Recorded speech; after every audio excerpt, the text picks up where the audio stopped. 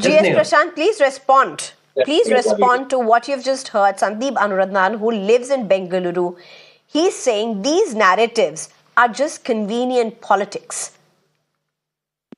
See, Sneha, I can probably understand from where Mr. Sandeep is talking about, saying the elections to BBMP have not taken place and the Greater Bengaluru bill has come. See, they are happening. Those issues are happening, and the elections will happen. I'm sure the Congress also is wanting to have the elections for the BBMP going forward. So I don't think that any political party here is averse to having elections, and the elections will happen. I think the matter is also in the court, depending on the Greater Bengaluru, because Congress has now divided into 7 corporations, which is not legal, which is not proper. It is not. So therefore, it is taking longer than expected. When BJP revised from 198 wards to 243, Congress immediately got a stay and then reduced it to 225. Then they said they will do some caste census. So Congress has also used all the tools in its playbook to ensure that elections are not held. So therefore, now that the elections would be held in the near future, the issues that Sandeep was talking about, the governance would be taken care of there. But insofar as other issues is concerned, whether no, he's also talking about connivance of MLAs in corruption. This is across party lines. Talks about a builder from Andhra. He's talking about across party lines. Anybody from Bharat here. We are not distinguishing between people of Bharat anywhere. Anybody who commits a crime, whether he's from Bihar, Andhra, Karnataka, Tamil Nadu, but has that's to what face your the MLA law. did. No, that's what your MLA did in the same manner. But you can't extend the same olive branch like Congress extended to Ajmal Kasab. If infiltrators come to our nation and wage war on us, we cannot be wanting to give them. That's what your MLA did. I am repeating myself because I'm being very courteous, GS Prashanth. But despite being courteous and repeating again and again, you're not listening to me. A very simple thing, your MLA did just that. He differentiated outside and insiders vis-a-vis even Indians, because he also quotes in the instances that have happened, not just Nepalese, but also and even Biharis for that matter. And he says most of the people who are coming from outside. So what is this about then? You are saying BJP does not differentiate between Bharatiya. That's what your MLA has said. I don't understand this. Either condemn what your MLA has said. You're not condemning also, GS Prashanth. No, Sneha, it's a statement made on the floor of the House.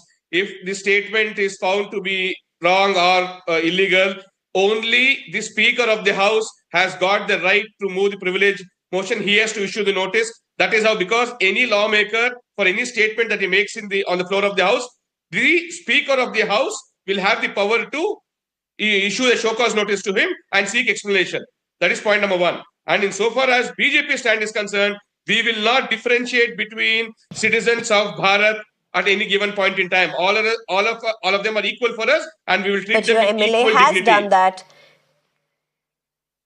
Deepak Thimmaiah, your MLA has not treated everyone with equal dignity. Let's just face it at that. He's even spoken about encounters and eliminating them.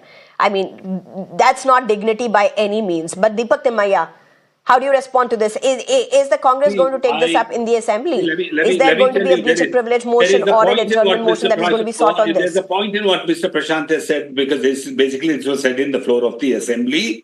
And I'm sure that, there are other learned members of other parties also. And whatever that he has said his privilege to express his opinion, as long as, it is within the rules of, the conduct of the House. And as long as he's not saying that is completely illegal. But he has expressed his opinion, and he said, why don't you shoot it a little above? But let me tell you, violence is something that a lot of politicians have been propagating these days, like, saying that for conversion you have to bring in death penalty without even knowing there's a constitution in the country, and the constitution very clearly stipulates that, what is the right of an individual in terms of being a human being. So I think that, the members have to be extremely careful. It's not just about the BJP or the Congress. And let me tell you, here we are talking about the Nepalese and the Rohingyas and the Biharis. It's not the same thing. Nepal is a different country altogether.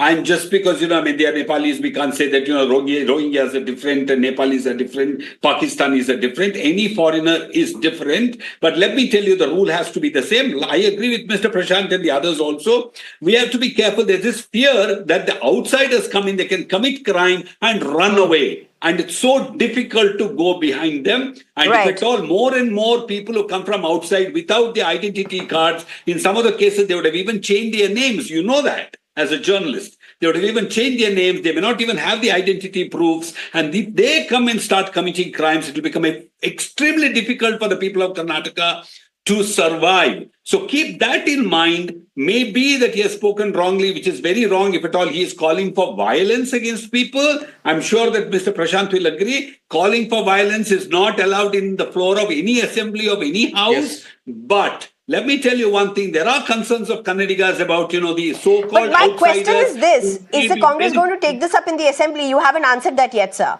I'm sure that, there are, I said, the learned people in the assembly. I'm sure they will respond to him, what he has said. Nobody is going to go scot-free. I'm sure we are all patriotic people and we like Karnataka also. Karnataka has been a very, very peaceful state with very, very honorable people. But you should also keep in mind the concern of the people, ordinary people, that if people don't even have identities, they come from wherever, they commit crime and they just disappear, it becomes extremely difficult. That way the outsider-insider story becomes a little sensitive, Ms. Koshi. Please keep that in mind.